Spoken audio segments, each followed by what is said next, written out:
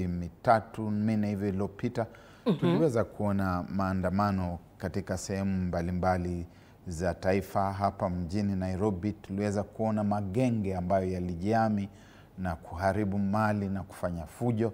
Hakuna chochote ambacho walitendewa, na visa kama hivyo huwapa watu ule moyo wa kuendelea kuwa wakaidi, na wakati mwingine unabakia kujiuliza, je, hawa watu huenda wakawa wana mtu ambaye anawahifadhi, ambaye yeye ndiye anawapa hizo nguvu za kufanya hivyo. Mambo ya pesa zimeonekana.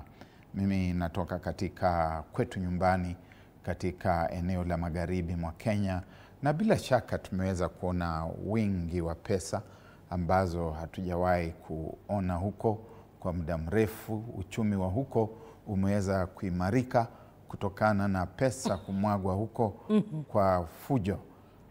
Hatujui kama zitaendelea baada ya kesho.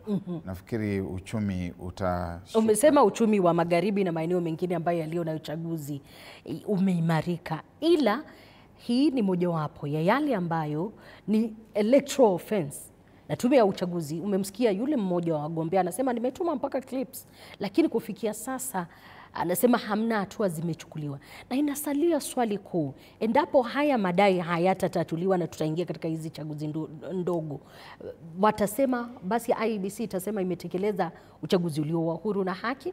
Watasema hivyo bila shaka, na wale waliowatangulia wote, tume iliyoongozwa na Kivuitu, tume iliyoongozwa na Isaac Hassan, tume iliyoongozwa na Chebukati, wote walikuwa wasema kwamba tumefanya uchaguzi uliokuwa mzuri, ingawa ukweli hapo baadaye uliweza kuthibitisha kwamba uchaguzi huo wote au chaguzi hizo zote zilikuwa na walakini, zilikuwa sio tu na dosari, lakini zilikuwa na udhohofu mwingi sana. Kitu ambacho Mheshimiwa Erastus Ethekon pamoja na wenzake wanatakikana kujua ni kwamba huu uchaguzi ni jaribio tu, ni jaribio la kuweza kupeana kielelezo kwamba mwaka wa 2027 Wakenya watarajie nini.